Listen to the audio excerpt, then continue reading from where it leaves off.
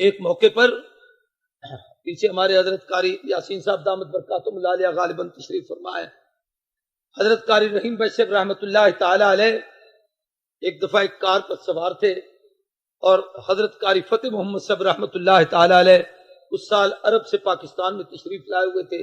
یہ واقعہ ملتان کا ہے۔ دونوں شیخ علیحدہ علیحدہ گاڑیوں میں تھے۔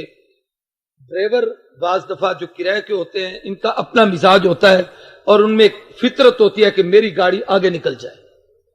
اس نے اپنی گاڑی تیز کر کے، آگے گاڑی حضرت قاری فتح محمد صاحب رحمہ اللہ کی جا رہی تھی، پیچھے حضرت قاری رحیم بھائی صاحب کی تھی۔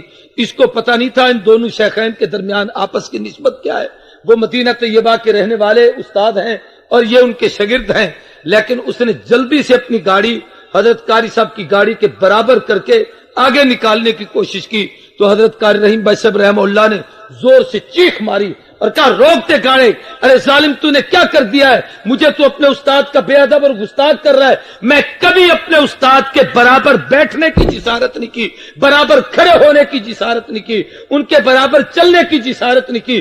تو نے یہ کیا کر دیا ہے کہ گاڑی میری ان سے آگے لے کے جا رہا ہے؟ اپنے اساتذہ کے اکرام کی یہ کیفیت ہے۔ سب سے پہلی چیز یہ ہے کہ اپنے بزرگوں کا ادب کرو۔